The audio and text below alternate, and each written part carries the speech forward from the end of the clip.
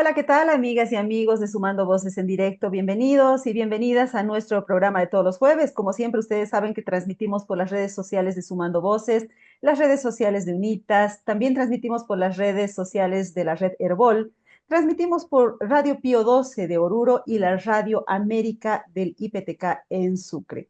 Tenemos noticias poco alentadoras. Esta semana se ha presentado en La Paz el informe sobre las libertades fundamentales y además la institucionalidad democrática, un informe que año tras año es elaborado por el Observatorio de Defensores y Defensoras de Derechos de la Red UNITAS. Este año el informe nos presenta un incremento poco habitual en los casos de vulneraciones de los derechos y las libertades fundamentales. Este informe, por primera vez, además, incluye una comparación de los últimos 4 años, es decir, cómo ha evolucionado el comportamiento de las instituciones del Estado respecto a los derechos de las personas y recomendaciones para el Estado y la sociedad civil. Tenemos a nuestro panel listo, pero antes quiero invitarle a Jenny Escalante a que nos presente el resumen de las noticias de esta semana. Amigos y amigas de Sumando Voces, sean bienvenidos al resumen de las noticias más importantes de la semana publicadas en nuestro portal web www.sumandovoces.com.bo.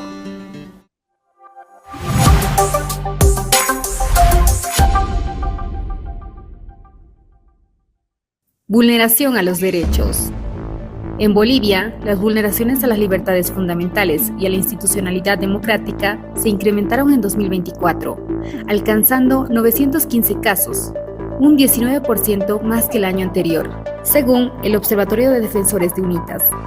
Esto equivale a un promedio de 76 violaciones al mes. El estudio, presentado esta semana, advierte sobre ataques a la libertad de expresión, de prensa, de asociación, de protesta y al derecho a defender derechos. Varios expertos calificaron esta situación como alarmante, atribuyéndola a un patrón de comportamiento del Estado. Fallece el Papa. El Papa Francisco falleció el lunes en la madrugada debido a los problemas derivados de la neumonía bilateral que le diagnosticaron el 14 de febrero de este año, afectado por una aparente bronquitis. Su última aparición fue el domingo, en el balcón del Vaticano, para dar la bendición Urbi et Orbi. Violencia obstétrica.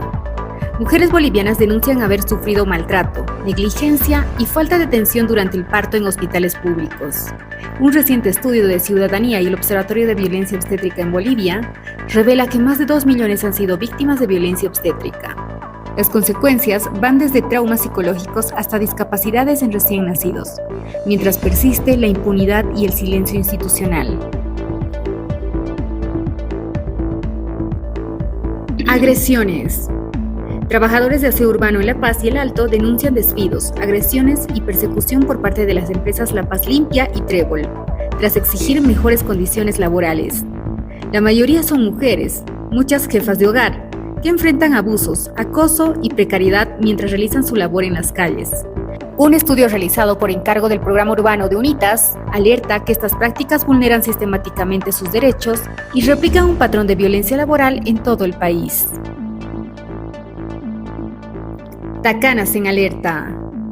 El pueblo indígena Tacana, a través del Consejo Indígena del Pueblo Tacana, CIPTA, anunció la intensificación del control y vigilancia de su territorio comunitario de origen, como respuesta a la creciente presencia de personas ajenas que extraen recursos naturales sin autorización. La medida fue asumida en ejercicio de su derecho a la libre determinación y autogobierno, amparados por la Constitución boliviana y normas internacionales de derechos indígenas. Hasta aquí con la información. No se olviden que pueden visitar nuestras redes sociales para conocer más noticias. En Facebook nos encuentran como Sumando Voces Bolivia, en X como Sumando Voces Bo y en TikTok estamos como sumando.voces.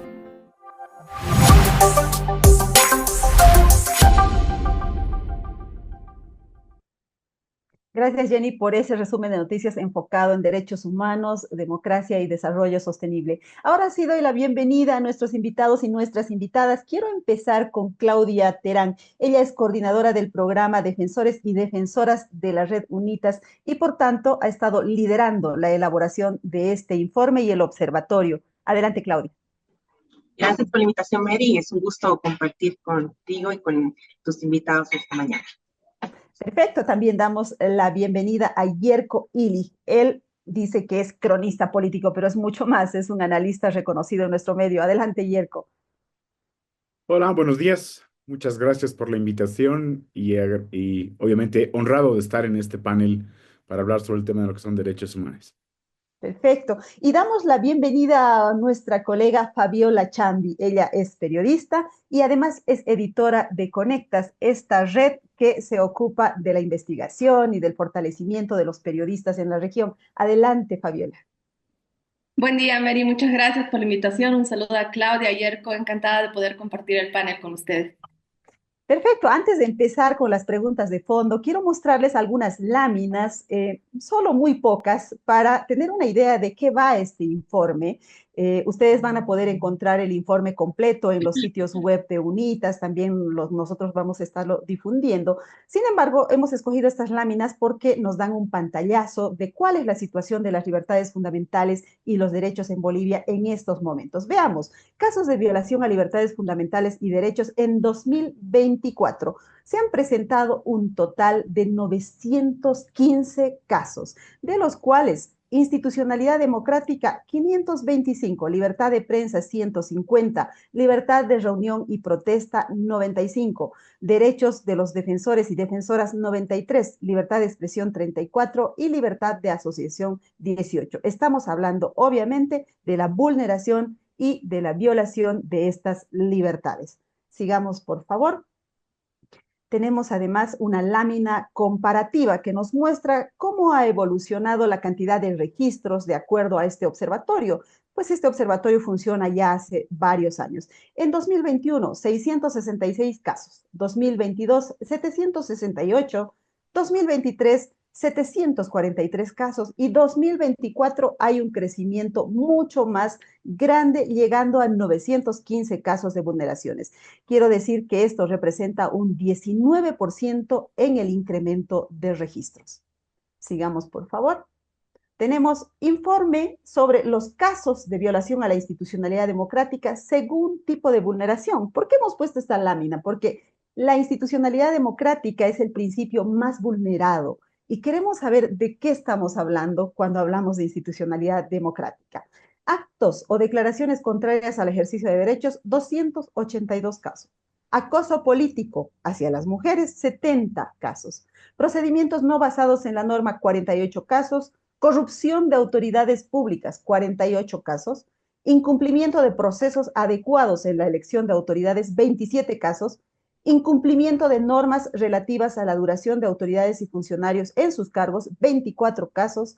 Falta de independencia de los órganos del Estado, 12 casos, poquitos diríamos, pero es un asunto estructural del Estado.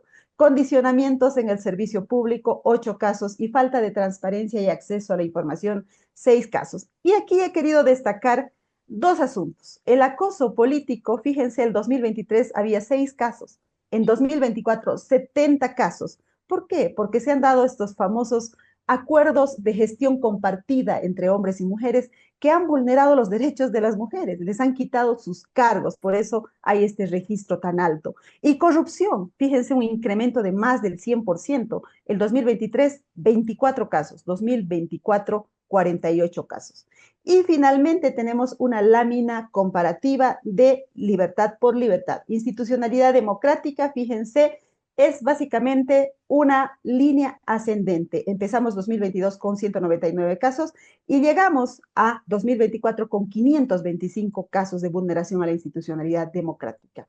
Libertad de prensa, el año pasado 143 casos, el 2023 143 casos y el 2024 150 casos. Libertad de reunión y protesta, los casos suben de 68 a 95 en el último año, es decir, de 2023 a 2024. Derecho de los defensores y defensoras suben de 51 a 93 casos.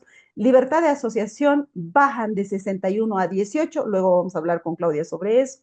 Y libertad de expresión bajan de 41 a 34 casos. Ya Fabiola nos dirá qué significa esto, porque sabemos que el año pasado ha sido un año particularmente violento para los periodistas.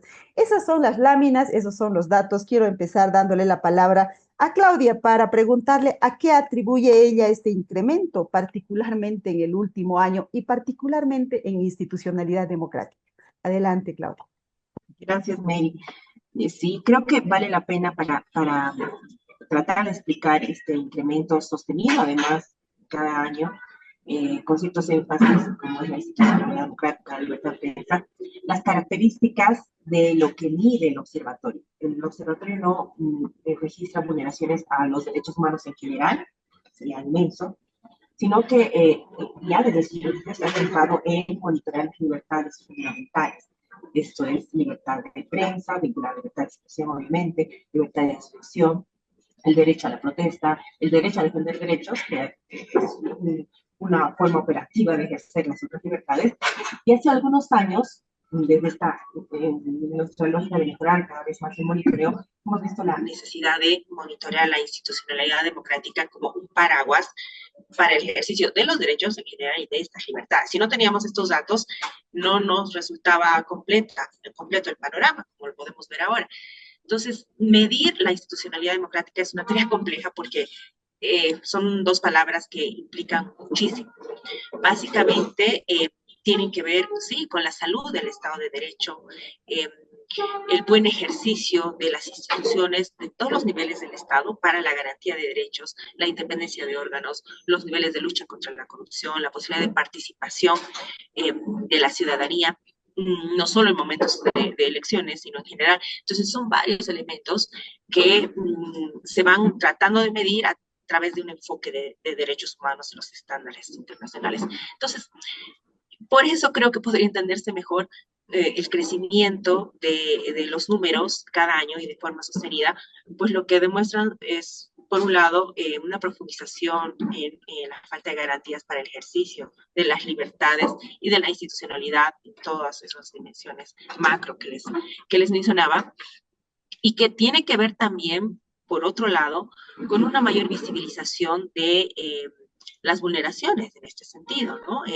Estamos, creo, cada vez más sensibles respecto a la importancia de estos temas y por lo tanto, uno de los, además de las fuentes de nuestro monitoreo es el monitoreo de prensa. Y esto se visibiliza más cada vez desde la prensa, los medios de comunicación, pero también las organizaciones defensoras de derechos. Por otro lado, tal vez de menor medida, pero hay que plantearlo en este análisis, tiene que ver con la mejora de nuestra metodología de intervención, de medición, de monitoreo que nos permite recoger cada vez más y de mejor manera los datos. Yo plantearía así como esos elementos para explicar este crecimiento sostenido de los números, más si hablamos de institucionalidad democrática en contextos ya complejos y de crisis en diversos ámbitos también, ¿no? En el país y en la región. Así es, estamos viviendo una crisis multidimensional, se dice, y por eso quiero preguntarle a Yerko Illich, ¿qué dicen estos datos respecto a la salud de nuestra democracia? Gracias, Mary. A ver, mira, yo he buscado básicamente las tendencias que se dan en este informe. Y claro, encuentro por lo menos unas cuatro que te dan a entender qué es lo que está pasando con una estatalidad boliviana y con un sistema social, tanto político como económico, que es lo que le da más o menos el contenido a esta estatalidad, porque pareciera que pensamos que el Estado es algo que está demasiado alejado de lo que son las realidades de los bolivianos, cuando en realidad tenemos una suerte de entrelazamiento desde lo cotidiano. Características tienen los estados, el Estado boliviano, como características tienen los ciudadanos bolivianos sobre lo que es su Estado. A ver, ¿qué pasa con estas tendencias? Con lo que ustedes estaban identificando. Hay una enorme fragilidad institucional en el país. Y esa enorme fragilidad institucional significa mucho, mucho el trabajo al respecto de lo que es cuándo actuar y cuándo omitir actuar. Es decir, cuándo hacer algo por los derechos y cuándo decididamente no hacer algo por los derechos. Me ha sorprendido mucho el tema de lo que es acción y omisión. Y esto vinculado, obviamente, con una de las cosas fundamentales que dentro del sistema de justicia de la estatalidad que es básicamente como que el brazo de seguridad de lo que es el inicio de un pacto social, ciudadanía-Estado, no cumple este país. ¿Por qué? Porque la estatalidad boliviana, en su fragilidad, para mostrarse fuerte, lo primero que hace es ante cierto grado de denuncias o procedimientos mínimos de investigación, la primera acción estatal, que es al mismo tiempo una omisión, es agarrar, detener, y obviamente esto es como una especie de secuestro especial. Eso es la acción. La omisión es la negación de la presunción de inocencia. El informe que ustedes están ahora presentando y del cual estamos hablando habla de un alto grado de vulneración a lo que es la presunción de inocencia, que significa básicamente el motor fundamental de lo que significa una estatalidad dentro de lo que es el marco de una ley y un pacto entre sus ciudadanos. Primer elemento, porque esto lo voy a conectar con algo muy interesante dentro de lo que es la vida de los estados, dentro de lo que es la historia política. El segundo elemento que a mí me parece interesante, obviamente preocupante, es una prensa no solamente desprotegida, sino que además hay un deseo fundamental y permanente por parte de la estatalidad de desprestigiar la prensa. Segundo elemento fundamental. Y el tercero, obviamente, hay un uso desproporcionado de lo que es la fuerza pública. Para la estatalidad boliviana actual, pareciera ser que ante quienes hay que utilizar la fuerza no es ante las corporaciones políticas que se han organizado para la toma de territorios, que es lo que básicamente también se veía en este informe dentro de las tendencias al respecto a lo que es la vulneración de los derechos de los defensores de derechos en los temas de lo que son indígenas, ambientales y que tienen que ver con lo que es territorios vulnerados. Fíjate que la estatalidad no reacciona contra corporaciones extractivistas, se lo dice también en el informe, sino que reacciona más bien contra personas que defienden esos territorios y esos derechos de lo que para la estatalidad en este momento son los mínimos. Fíjate la clasificación que hace esta estatalidad desde su fragilidad hacia con la ciudadanía boliviana. ¿A qué conecto esto? Y ya con esto quiero cerrar para que ustedes puedan conversar. Hay una suerte de cuando hablo de desarme de la estatalidad, no quiero decir que le están quitando armas, sino estoy hablando de lo que es un desarmado de la estatalidad en Bolivia. Es decir, le quitamos piezas fundamentales a la estatalidad. Fíjate que una cosa que revela el informe es una pieza que se ha desmontado de la estatalidad es la garantía de independencia del poder judicial. Y esto no como un inicio, sino que además como un remate. Este desmantelamiento de la estatalidad es sustituida, porque claro, si no hay Estado, ¿qué hay? Esto es sustituido por organizaciones coercitivas, esto es interesante, no coordinadas, aparentemente. Esta descripción que estoy haciendo, Mary, es apropiadísima para aquellos estados, para aquellas sociedades que viven una ola de violencia populista, autoritarista muy grande.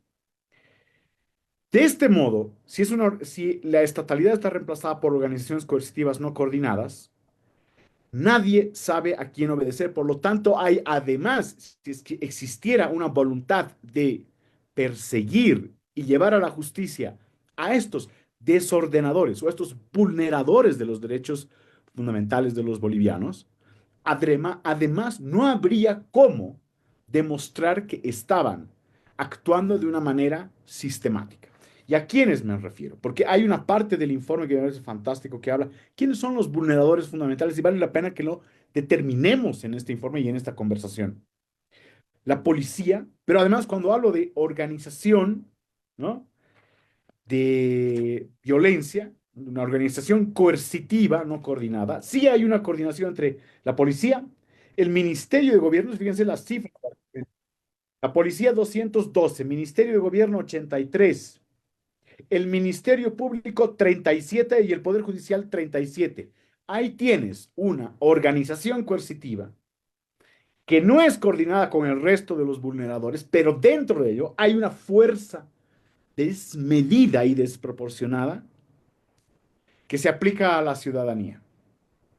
Al respecto de lo que es el tema, bien corto ya para ir cerrando, al respecto de lo que es el tema de lo que es la vulneración del derecho de la información y obviamente también de lo que significa la prensa, los periodistas, las periodistas. Lo que nosotros estamos viviendo es un fenómeno en el cual, a partir del modelo político que los bolivianos han escogido, han votado además, suele haber la idea de que hay un monopolio, no solamente de la política, un monopolio de la fuerza, sino que hay un monopolio de la verdad. Y ese monopolio de la verdad no permite un canal paralelo al estatal en lo que es información. De ahí que esta suerte de corporación monopólica de la política, de la verdad y de la justicia es lo que ha hecho que, si ustedes se fijan en estos gráficos magníficos que tienen ustedes, el 2024 sea un año de pesadilla para lo que son los derechos humanos. Ok, entonces estamos hablando de un Estado poderoso, ¿verdad? Un Estado que concentra, pero en uno de esos poderes, ¿no? En uno de esos órganos, porque estamos hablando de la falta de separación de poderes, falta de independencia de poderes y de una justicia que actúa, nos dice Yerko, ya sea por acción o por omisión, en contra de los derechos ciudadanos. Quiero pasarle la palabra ahora a Fabiola Chambi para que ella nos diga cuál es su percepción de los datos respecto a libertad de prensa y libertad de expresión, pero además que nos cuente en su experiencia propia cómo ha sido el 2024 para el ejercicio del periodismo en Bolivia. Gracias, Mary. Si bien, de acuerdo al informe que ha presentado UNITAS, pareciera que no hay un incremento tan alarmante de 143 reportes en 2023 a 150 reportes en 2024, yo siento que el año pasado ha sido particularmente violento, extremadamente violento. Y de hecho, uno de los momentos o de los escenarios más crudos para el ejercicio del oficio ha sido precisamente estos 20 días de bloqueo establecido por los seguidores del expresidente Evo Morales. De hecho, en el informe también se destaca como el principal actor vulnerador de las libertades de prensa en 2024 a este grupo con 19 casos reportados. Incluso yo me atrevería a decir que hay un subregistro, es decir, que hay personas, periodistas, comunicadores que han hecho esta cobertura que ni siquiera se han atrevido a presentar una queja, un reporte o una denuncia. ¿Por qué? Porque, y probablemente de eso vamos a hablar después, porque hay una normalización en estos hechos, porque hay un desencantamiento con los sistemas de justicia, porque hay ese ¿para qué? ¿Para qué si no funciona? ¿Para qué si tengo que seguir haciendo esto? Y particularmente en este caso, Mary, yo quisiera compartir con el panel y con tu audiencia la experiencia porque ha ocurrido aquí en Cochabamba, donde vivo, y yo he participado precisamente de esta cobertura y he sido víctima de la violencia ejercida por este grupo de bloqueadores afines al expresidente Evo Morales. Un caso, como decía, de violencia, porque en circunstancias tal vez anteriores, la prensa tenía un valor simbólico y un valor que representaba por lo menos cierto nivel de libertad en el ejercicio del oficio. Es decir, uno presentaba su credencial y tenía como esa posibilidad, esa apertura de, ok, bueno, es la prensa, déjenlos pasar. Lo que ha ocurrido en este caso específico del conflicto con los bloqueos es que prácticamente esa credencial se pisoteó y no valió absolutamente nada. De hecho, ha sido tal el nivel de violencia que incluso colegas periodistas fueron amenazadas con ser quemadas vivas. Y ahí también hay un elemento importante, que es el hecho de que las mujeres sufren un nivel mayor de violencia en este tipo de conflictos, pues estamos hablando también de una violencia de género en medio del ejercicio de su profesión. Hay insultos machistas, hay situaciones muy extremas. Y algo que además es preocupante, por ejemplo, es este estado de indefensión al que se refería, al que hacía referencia Yerko, ¿no? Es, ok, ha sucedido esto, han sido violentadas, agredidas, amenazadas con ser quemadas vivas, se ha hecho público este caso, pero ¿qué pasó? ¿Quién actuó respecto a este suceso? Al día siguiente, esas mismas colegas periodistas tuvieron que acudir al mismo lugar de la agresión. Daremos un poco de escenario y cuenta de lo grave que es esto. Volver al lugar donde has sido agredida, ¿por qué? Porque tienes que seguir cumpliendo una labor, así de crudo. En mi caso, la situación fue diferente porque tuve la oportunidad de que mi medio me diga, ese lugar no es seguro para ti, para hacer esa cobertura. No vuelvas, no vuelvas. Primero está tu integridad. Me dio mucha pena, mucha impotencia ver que colegas mías que tuvieron este mismo suceso tenían que volver porque es su trabajo.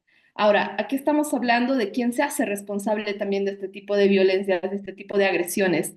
Si se hace una denuncia, si el Estado, las fuerzas del orden son conscientes de este tipo de hechos y no actúan, en cierto nivel también hay complicidad de estos actores estatales porque no están cumpliendo con su deber. De hecho, ha habido denuncias en estos conflictos de periodistas que estaban en pleno ejercicio de la cobertura, acompañados de uniformados, de policías, pero que fueron abandonados en medio de un enfrentamiento. Entonces, imaginémonos el estado de indefensión, el estado de vulnerabilidad en el que se encuentran los periodistas ejerciendo su labor. Esto puede ser un caso puntual al que hago referencia con lo sucedido en Cochabamba, con los bloqueos, pero en realidad es sintomático y es algo que se ha repetido en muchas otras coberturas en las que no tenemos las condiciones de ejercer nuestro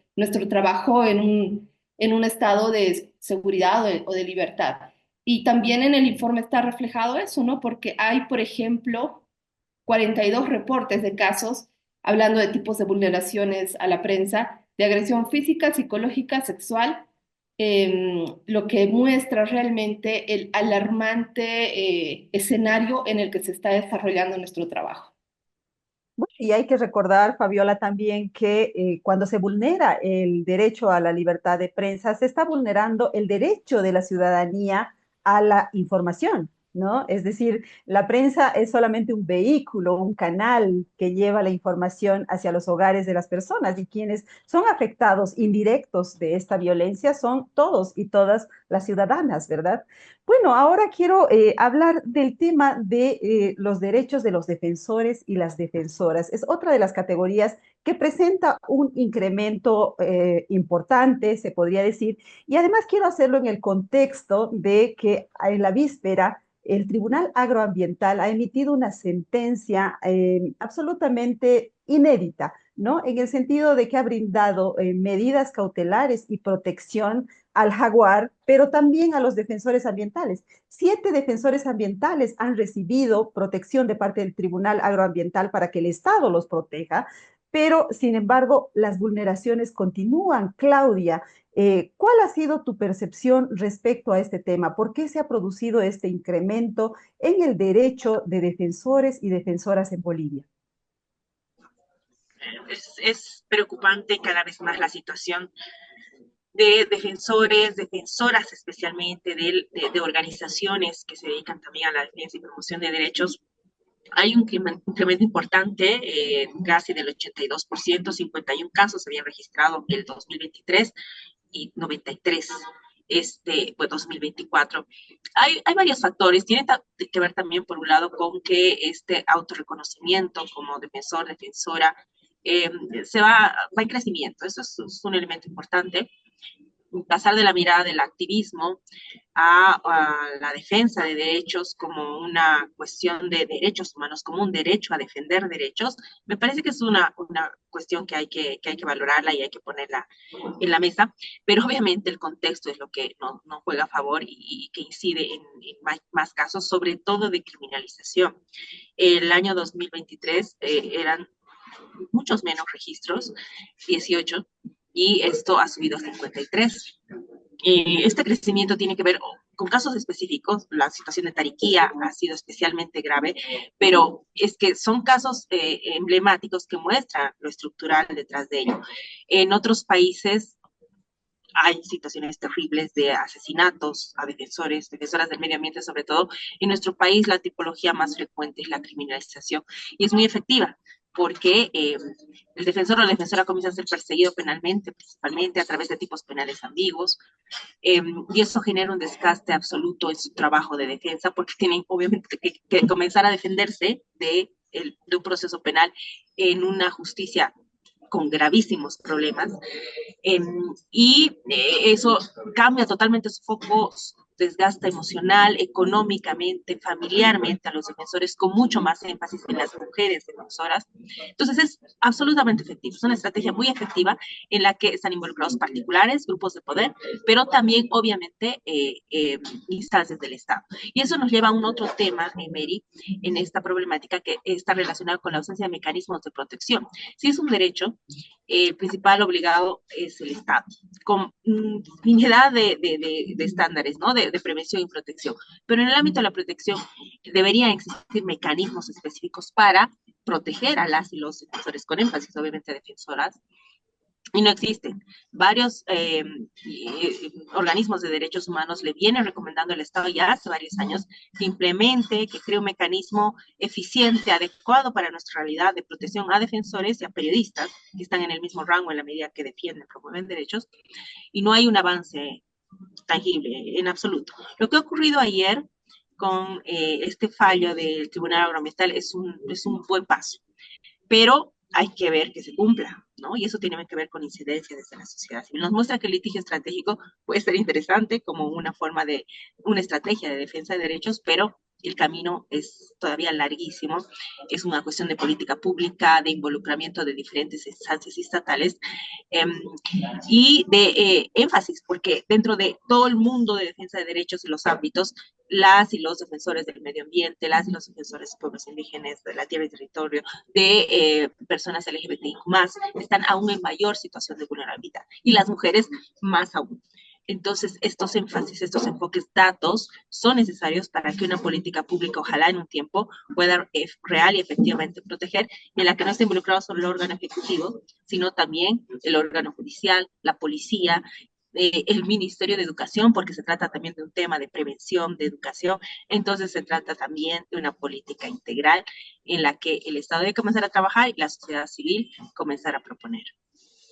Claudia Terán nos hablaba de la obligación que tiene el Estado de proteger a los defensores y defensoras ambientales. Sin embargo, está sucediendo exactamente lo inverso. Es el Estado el que está criminalizando a los defensores en Bolivia. En el caso concreto de Tariquía, que también lo citaba Claudia, son 28 comunarios de Tariquía que están siendo penalizados, están siendo enjuiciados por yacimientos petrolíferos fiscales bolivianos. Y nosotros los entrevistábamos en un anterior programa y nos decían, yo tenía que vender mis gallinas para ir a las audiencias, para defenderme, para pagar el transporte, para ir a las audiencias, porque me citan en Yacuiba, me citan en Tarija, etcétera, ¿no? Entonces, esa es la situación de los defensores y las defensoras ambientales.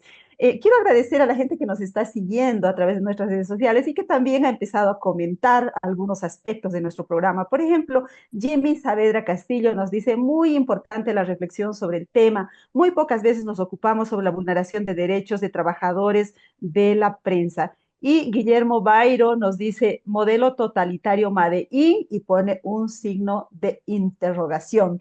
Bueno, quiero preguntarle a Yerko, ¿por qué todo este marco de vulneración de derechos, de libertades fundamentales, no provoca casi nada en la sociedad, en los líderes?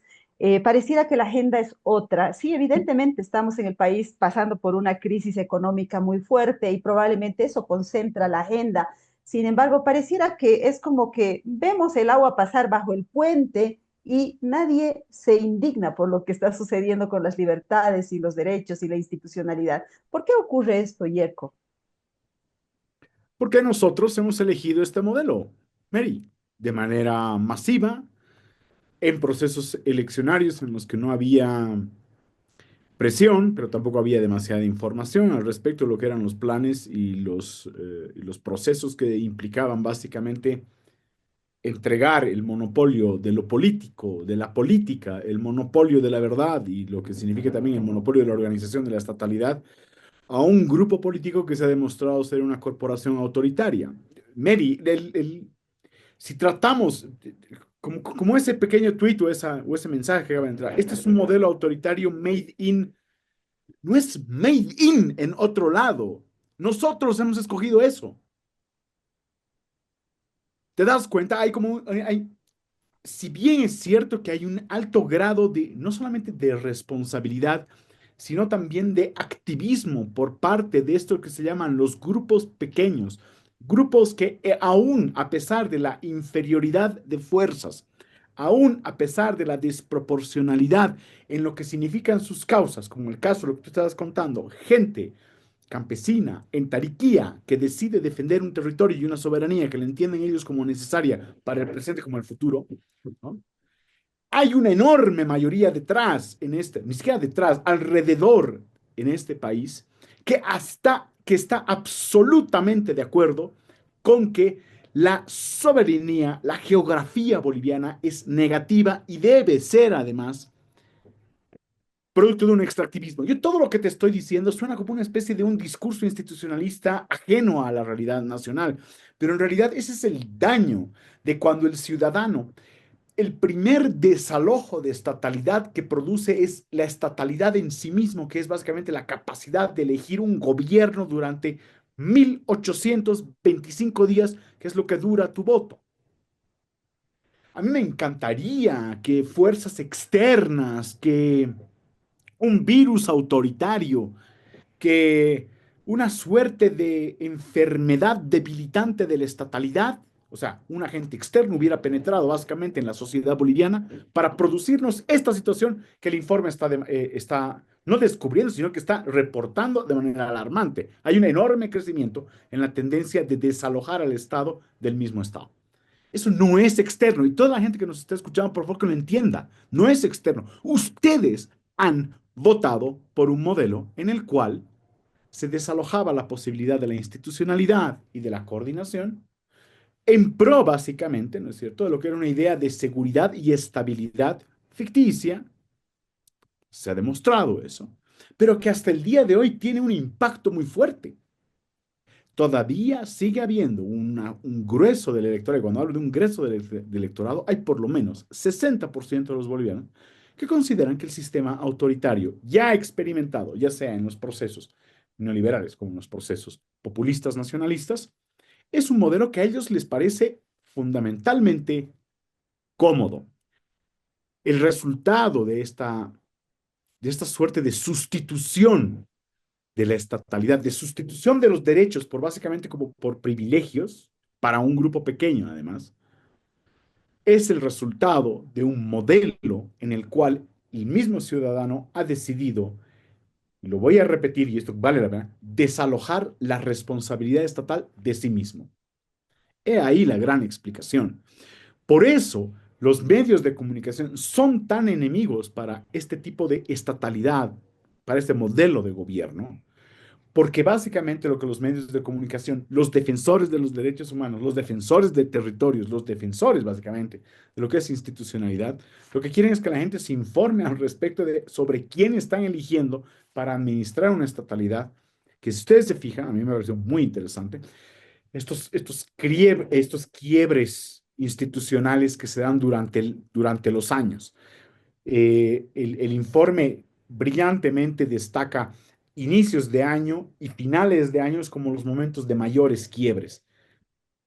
Esos son los momentos en los que los ciudadanos deciden a principio de año no tener ningún tipo de vínculo con lo que es ni la estatalidad ni los derechos humanos, porque andan en un switch off, están apagados de lo que es la realidad.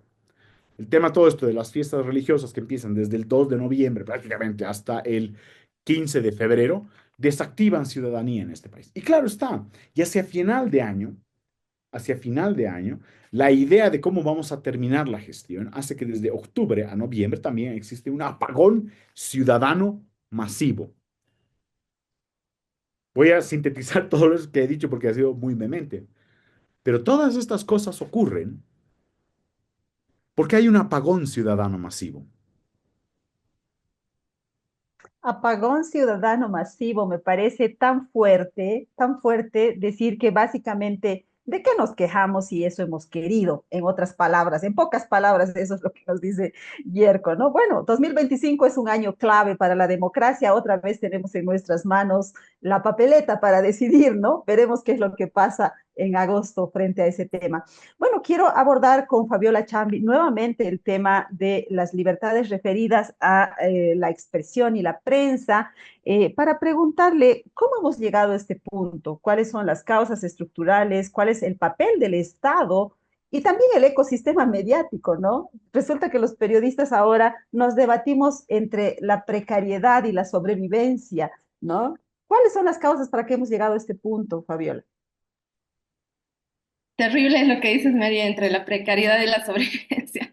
Es cierto, vamos a hablar sobre eso, pero sí me gustaría decir que cómo hemos llegado a este punto, porque hay una vulneración sistemática para erosionar los pilares de la democracia. Y uno de esos pilares de la democracia, evidentemente, es la prensa. Ahora, ¿qué ha pasado con la prensa? Si desde el primer día o desde los primeros días de gestión un presidente dice que su enemigo es la prensa, pues sabemos por dónde va.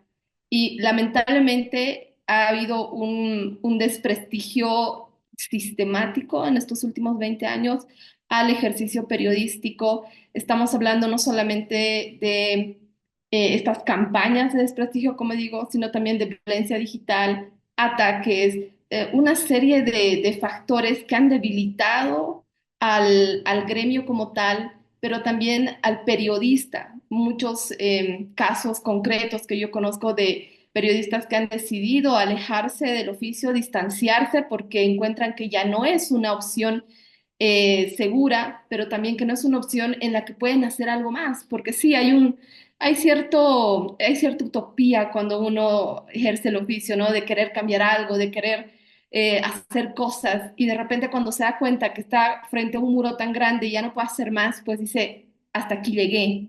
Y este desencantamiento que tienen muchos periodistas en este momento, muchos periodistas bolivianos, lamentablemente es un factor, creo, decisivo para este debilitamiento de la democracia. No es solo en Bolivia. A nivel de Latinoamérica vemos también como otros gobiernos, izquierda, derecha, no importa, donde atacan primero es a la prensa. ¿Por qué? Porque evidentemente el hecho de que la prensa no diga lo que ellos quieren es un ataque contra ellos.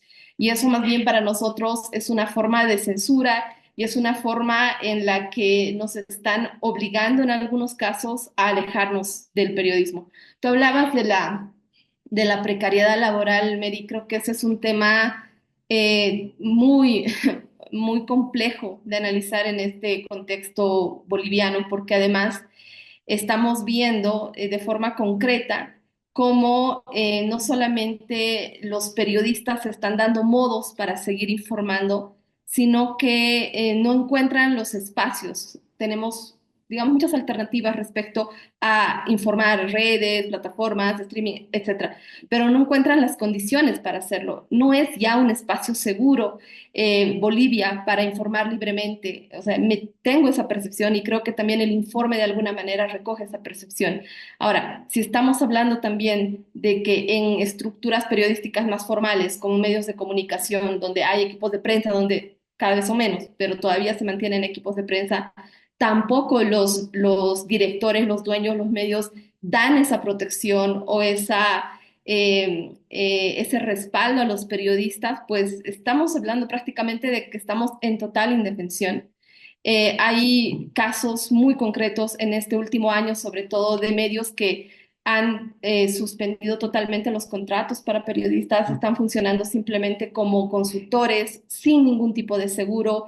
Y ya lo hemos dicho, hay coberturas de riesgo, hay situaciones en las que los periodistas están muy expuestos, no solo físicamente, sino emocionalmente, pero cada vez es más difícil encontrar en el periodismo un trabajo seguro. Y otro aspecto importante aquí también es el hecho de el periodismo de investigación, que es un área en la que yo me desenvuelvo. ¿Cuántos periodistas en Bolivia o cuántos medios o sea, tienen las condiciones, por ejemplo, de solventar una investigación periodística? Yo te diría que ninguno, porque todos están optando por grants o por financiamientos externos. Es imposible casi hacer periodismo de investigación a gran escala donde cuestiones al poder, donde tengas la posibilidad de hacer estas investigaciones profundas, in situ, esas que develan casos de corrupción. ¿Por qué? Porque no tienes las condiciones, no hay condiciones de solvencia económica, pero también de respaldo. Entonces, ¿qué hacen los periodistas? Están, como tú decías, preocupados en a ver cómo consigo dinero para lograr hacer esta investigación que puede ayudar a que la ciudadanía tenga un panorama más completo sobre un tema, etcétera.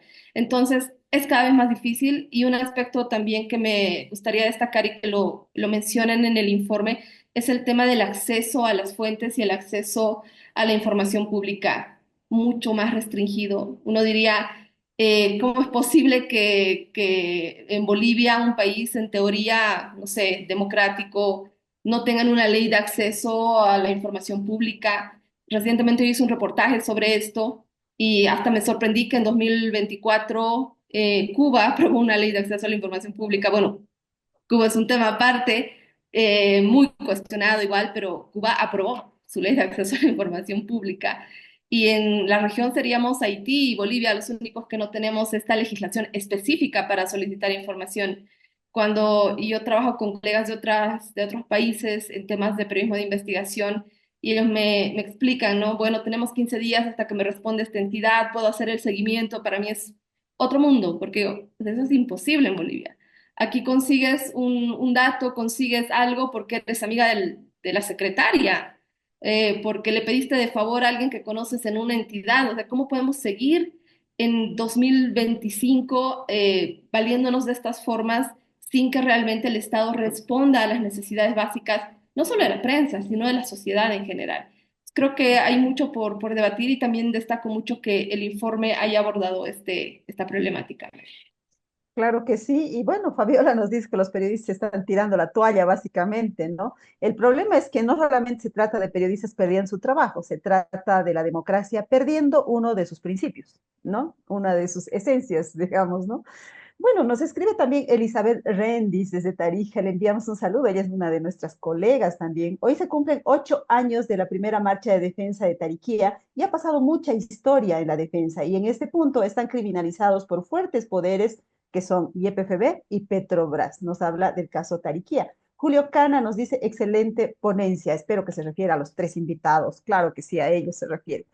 Bueno, vamos a hablar ahora con Claudia sobre otro acápite del informe. Por primera vez, este informe incluye recomendaciones al Estado y a la sociedad civil.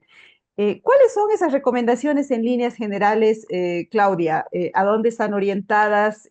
¿Hay posibilidades de que el Estado escuche eh, lo que tiene que decir la sociedad civil respecto a estas libertades? Adelante. Sí, Mary, hemos querido incorporar este capítulo porque está bien tener una estado de situación, pero hay que ir hacia alguna acción, hay que proponer. Creo esa es nuestra perspectiva, desde UNITA siempre lo planteamos. Seamos críticos con datos, pero también propongamos mejoras, pero no desde una mirada de escritorio, sino desde ese vínculo que tenemos con las organizaciones defensoras de derechos. Entonces, estas recomendaciones, el observatorio en general tiene un fuerte enfoque de derechos, nos basamos en estándares de derechos humanos. Entonces, están en línea con muchas recomendaciones que hace ya varios años vienen haciendo de forma reiterativa organismos de derechos humanos. ¿Y por qué es importante esto? Porque estos devienen de obligaciones jurídicas del Estado. Entonces, a la par de estas recomendaciones, creo que nuestro rol puede ser interesante en la medida en que podamos poner también el enfoque de las organizaciones defensoras que están en territorio a través de diálogos multiactor que caracteriza también UNITAS y confluir en una suerte de recomendaciones, ojalá no muy generales, que puedan dar una ruta, aportar en realidad una ruta para el Estado y la sociedad civil en temas de derechos humanos, y por ello las recomendaciones son para el Estado como garante de los derechos humanos, pero para la sociedad civil en una lógica de corresponsabilidad. Esto me da pie para una aclaración muy importante, Mary, y es que el monitoreo, a partir de este enfoque de derechos, se centra en el Estado, en todo lo que ello implica. Entonces, no son solo para el órgano ejecutivo nacional, que las hay obviamente, sino que el monitoreo está vinculado a los órganos del Estado en todos los niveles, en nacionales, subnacionales. Ya si revisan el informe verán que hay datos muy interesantes de gran preocupación también a nivel de los gobiernos subnacionales. Entonces hay que ampliar la mirada y no centrarnos solo en un órgano o en un nivel. Y en ese sentido, obviamente no podré entrar ni abundar en detalle, Las recomendaciones tratan de abarcar toda esta problemática y plantean ámbitos también, ¿no? Ámbito normativo, reformas normativas legales, por ejemplo, la necesidad de urgencia de reformar la ley 351 de otorgación de personería jurídica por haber sido considerada ya restrictiva para el ejercicio de la libertad de asociación hace más de 10 años, 2003 está en vigencia. Tenemos varias propuestas en temas de políticas públicas, por ejemplo, la aprobación urgente de protocolos claros sobre el uso de la fuerza, que están en línea con recomendaciones del GIEI para Bolivia, protocolos para investigar vulneraciones de derechos hacia defensores, hacia periodistas. No existe una especificidad necesaria y eso deviene en impunidad. La prohibición de exposición pública de personas sin sentencia, que no lo hemos podido ahondar, pero ha sido uno de los grandes factores que ha profundizado los números en la institucionalidad democrática. En tema de políticas públicas, Mary, quisiera enfatizar esta urgencia de crear, de establecer de manera participativa un mecanismo de protección integral para periodistas y para defensores.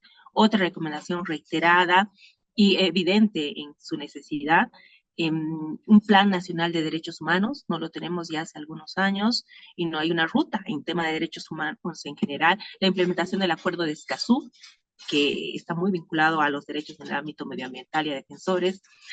Y saltando un poco de las que tiene que ver con el Estado, hay que hablar de recomendaciones que nos hacemos a la propia sociedad civil en esta lógica de corresponsabilidad que tienen que ver con prevención, monitoreo, vigilancia responsable con datos, con propuesta, incidencia, exigibilidad, participación social, fortalecimiento de capacidades y articulación. En esos ámbitos hemos querido movernos, recogiendo, insisto, recomendaciones que ya recibe el Estado, sus obligaciones internacionales, pero sobre todo las voces de las organizaciones, las personas, las comunidades defensoras, que son al final quienes están viviendo estas vulneraciones en el día a día.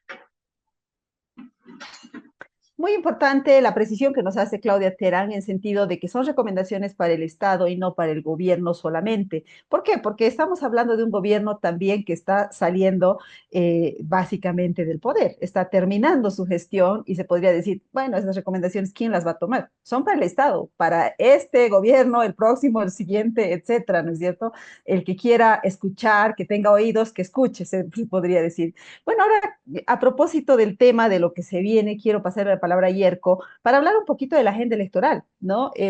Preguntarle de qué va a versar esta agenda electoral, de qué vamos a hablar los bolivianos estos meses que nos quedan hacia las elecciones. ¿Vamos a hablar de derechos?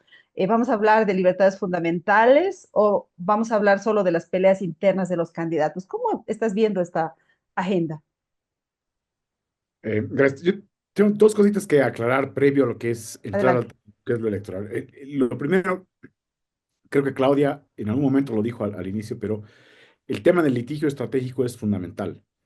Si lo que está básicamente diagnosticando este estudio es que no hay una voluntad de obediencia de la ley, entonces hay que crear esa necesidad de obediencia de la ley y eso es solamente a través del litigio estratégico. Y creo que en eso, lo estudiamos en algún momento con Claudia, en el momento que estábamos haciendo la observación ciudadana al proceso de preselección de jueces el 2019, el 2023, no el del 24, el 23. Y encontrábamos que no existe una red integral nacional de litigio estratégico en este país. No la hay. Las personas que quieren hacer litigio estratégico al respecto de lo que es la defensa de sus derechos están básicamente en una suerte de cancha inclinada. Me encanta la idea de que sí, existe algún tipo de trabajo en serio, pedirle algo a la estatalidad, pero por favor, quiero que me entiendan bien. La estatalidad está desalojada de sí misma por el modelo político. Ahora voy a conectar con el tema electoral y voy a hacer un puente con la forma en que tú cerrabas básicamente mi idea de lo que es un apagón ciudadano masivo. El apagón ciudadano masivo no es como una especie de eh, justificativo de lo que está ocurriendo. Es una alarma. Cuando la ciudadanía dice, ¿de qué te quejas si esto es lo que tú has elegido? Aquí viene ahí sí se activa una alarma institucional y de investigación mía, más o menos. La idea de que los derechos son una queja o tienen que estar vinculados al mecanismo queja. Los derechos son restauradores de equilibrios. Y hay una mentalidad Fíjate eso. Y hay una mentalidad en este país de que los derechos son solamente queja, reclamo, protesta. Mientras esa mentalidad no cambie, vamos a seguir promocionando, y aquí viene ya lo electoral, vamos a seguir promocionando bloques de poder corporativos que están por encima de los derechos de los ciudadanos. ¿Qué pasa el 2025? Primero, el primer dato que ustedes tienen que tomar en cuenta, porque cuando hablamos de institucionalidad débil o frágil, hay un elemento que se llama independencia. Para que las elecciones se puedan dar, tres poderes deben funcionar, bueno, en realidad, cuatro poderes deben funcionar de manera absolutamente independiente. El Ejecutivo tiene que permitirle ser independiente al electoral y eso significa que tiene que, en los momentos en que el electoral le solicita los recursos financieros para llevar adelante la elección según los parámetros constitucionales, tiene que publicar, porque esto sí es lo que le interesa a los periodistas, tiene que publicar las partidas presupuestarias, pero además también los tiempos y los plazos en que se van a hacer esos desembolsos. Ojo con eso, hasta ahora no lo han hecho. Si no hay esa independencia financiera o de financiamiento del proceso electoral, entonces el órgano electoral es dependiente del Poder Ejecutivo. Primer dato que no se ha dado. Segundo dato, si además el Ejecutivo está en carrera política para ser reelecto, obviamente va a utilizar su no dependencia del Tribunal Constitucional, que no es todo el órgano judicial, para obviamente hacer fracasar el proceso electoral, o por lo menos retrasar el proceso electoral, hasta que el Poder Ejecutivo tenga mejores elementos para competir. En este momento, la mayoría de los sondeos te dicen que mide menos de 5, lo cual significaría incluso que pierde la sigla política más IPCP. Eso políticamente no va a ocurrir, no va a dejar eso el Poder Ejecutivo que ocurra. Y hay un tercer elemento, que es el tema que tiene que ver con lo que es el aspecto legislativo. Está bien que el órgano electoral de manera independiente, porque son sus atribuciones, la ley 018 lo establece, convoque a las elecciones. El problema es que el órgano electoral ha olvidado que necesita un blindaje legislativo, que es el compromiso de lo político, de lo representativo político de la ciudadanía boliviana. No lo ha hecho y le está pagando caro por eso, porque puede ser que el legislativo empiece a generar nuevamente apagones en el calendario electoral. Con la idea es de que se retrase el proceso hasta que exista mayor competitividad del órgano ejecutivo que está en competencia. Sobre lo que piensan los bolivianos y qué es lo que quieren elegir o a qué están optando, yo lo que me he fijado es que el boliviano sigue siendo un elector conservador y pro fuerza. Y eso es lo que hace, y eso es lo que permite que después un gobierno conservador y pro fuerza, no pro diálogo, no pro racionamiento, no pro programa, ¿no? Eso es lo que hace eso es lo que instala la debilidad o la continuidad de este debilitamiento de la institucionalidad boliviana. Ayúdeme en esto, porque también creo esto. Yo no estoy dando ninguna lección a nadie. Fabiola es una gran periodista. Pero parece ser que cuando hablamos de información, la idea está en que el periodista tiene que transmitir toda la idea. El periodista tiene que transmitir fundamentalmente la raíz de la idea. Y aquí entra el trabajo de otras personas, instituciones como UNITA, personas que hacen análisis e investigaciones como yo, que tenemos que explicar qué es eso que Fabiola ha logrado investigar. Tenemos una experiencia muy interesante, Diego Ayo y yo, con Silvana Vincenti. No sé si Claro que sí, la conocemos a Silvana, que hizo la investigación del caso Kailasa, a propósito. entre otras cosas. Sí. Silvana tiene un menú increíble al respecto de lo que es soberanía negativa en este país. Soberanía negativa tiene que ver mucho con lo que es la defensa del territorio, ¿no? No de manera de apropiación individual, sino básicamente la defensa de la soberanía del derecho de todos sobre lo que es los recursos naturales. Y estamos precisamente trabajando una idea de qué es lo que significa Kailasa. Porque la noticia fuerte y dura es, hay una organización ficticia que utiliza la identidad indígena para apropiarse de territorios y generar negocios con eso, con la anuencia de la estatalidad ya presente. Todo eso hay que explicar. Eso no lo va a hacer Silvana, porque entre otras cosas, Silvana, ¿no? Tiene que preparar básicamente que el sistema de notas fluya de manera tal que genere todavía interés en la ciudadanía. Mira esto. Si solo pensamos que el trabajo de Silvana Vincenti, si solo pensamos que el trabajo de Fabiola Chambi, o si solo pensamos del trabajo de aquellos periodistas de investigación se sostienen por sí mismos, estamos siendo cómplices de una estatalidad que se atribuye ser el monopolio de la información. Yo les pido, por favor, a las instituciones. Yo sé, no soy nadie para pedirle nada, pero le pido a Unitas, le pido a Claudia, empecemos a apoyar con análisis a el trabajo significativo y grande que hacen periodistas como lo es Silvana, Fabiola, como lo hay, básicamente centenas de periodistas que saben hacer esto, que han decidido que el espectáculo no es la noticia, sino es profundamente las raíces del interés estatal del boliviano, que nuevamente me preocupan dentro de lo que es el ámbito electoral, porque primero, no estoy seguro de que se lleven adelante las elecciones en función de la competitividad del partido de gobierno, y lo segundo, que las opciones que se están presentando sean fuerza, ¿no? y provocación. Justo a propósito de lo que hablas de los periodistas, es mi próxima pregunta para Fabiola, ¿no? ¿Cuál es el rol que deben jugar los periodistas en esta coyuntura de crisis múltiple, pero además una coyuntura electoral? He leído el otro día con asombro, con indignación también, un post de un colega que decía que hay periodistas, plataformas, cuentas en redes sociales que tienen un tarifario para hacer entrevistas con los candidatos. Es decir, ese no era el periodismo que se practicaba en Bolivia. Ya debo estar vieja como para decir, antes se hacía de esta manera y ahora de esta otra manera, pero Fabiola, ¿cuál es el rol que debería jugar el periodista o los periodistas en esta coyuntura?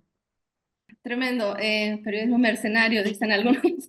Es una pregunta compleja, Mary, y quiero agarrar tal vez algunas ideas de Yerko para poder cerrar mi intervención, porque siento que la labor del periodismo en esta coyuntura específica y en las próximas elecciones va a ser crucial y además titánica.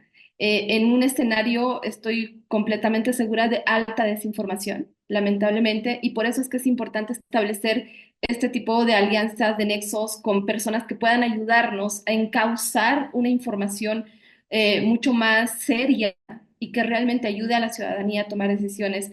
En este momento, nosotros como ciudadanía, como periodistas, deberíamos estar debatiendo sobre las propuestas, mostrando las mejores formas de que la ciudadanía pueda acceder a las propuestas de los candidatos, de los partidos. Yo recuerdo que cuando estaba en la redacción, meses antes ya teníamos un proyecto muy grande, interactivo, para que cada ciudadano encuentre por áreas, salud, seguridad, etcétera, la propuesta de cada candidato. Y en este momento nosotros estamos en la gran disyuntiva de ¿habrá elecciones? Es que esa es la pregunta real. Yo hablaba estos días con varios colegas y tenemos como que esa sensación, ese limbo de es que no sabemos si habrá elecciones.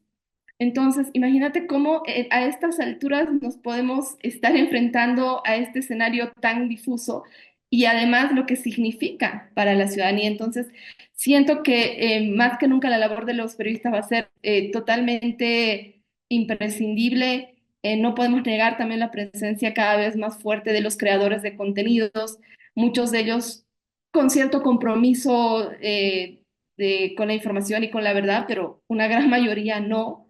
Entonces vamos a tener un escenario muy, muy disperso, muy complejo, en el que realmente se van a tener que tomar acciones tal vez diferentes a las que hemos asumido en otras elecciones. Siento que también va a ser un reto, una prueba. Cada elección, de hecho, es una prueba para un periodista. Los que realmente estamos comprometidos vemos esto como un escenario muy emocionante porque sabemos que nos pone a prueba, es un reto, pero a mí me da, siento ser pesimista en lo último, me da mucho pesar el escenario en el que estamos ahora y siento que más que oportunidades probablemente vamos a tener obstáculos y barreras en nuestro ejercicio periodístico.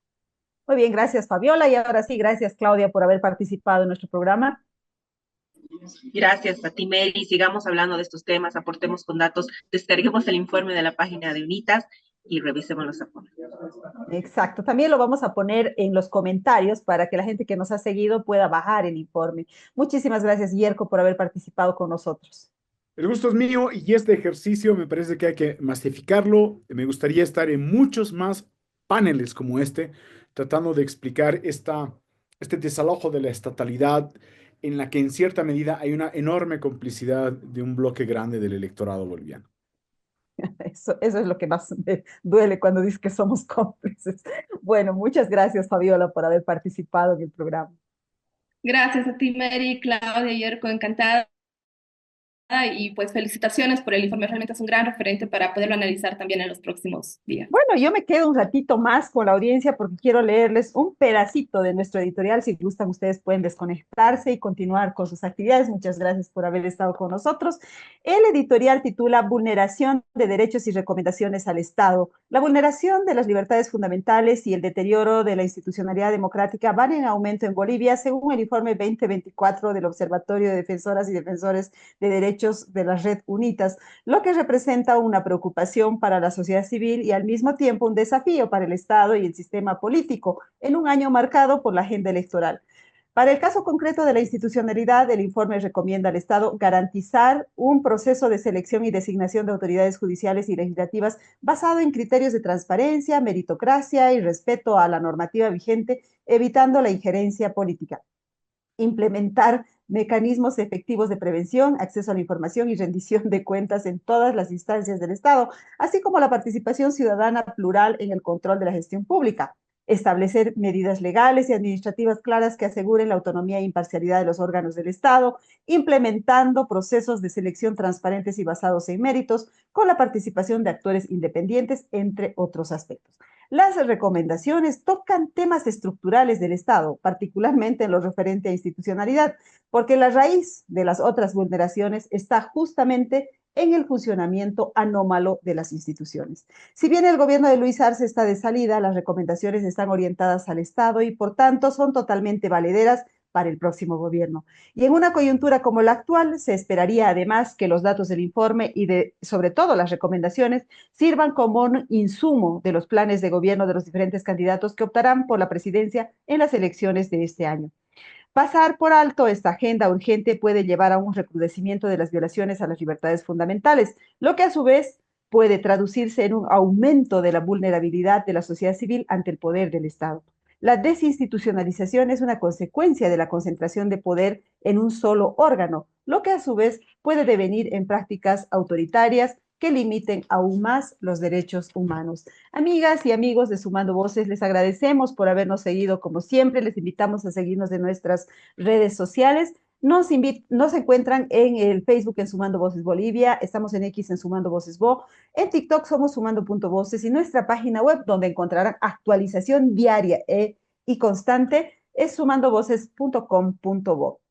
El próximo jueves volveremos con otro tema de interés de la sociedad civil. No, miento. El próximo jueves es 1 de mayo y vamos a estar de libre. El subsiguiente jueves vamos a volver con otro tema de interés para la sociedad civil enfocado en derechos humanos, democracia y desarrollo sostenible. Gracias por habernos seguido. Nos vemos.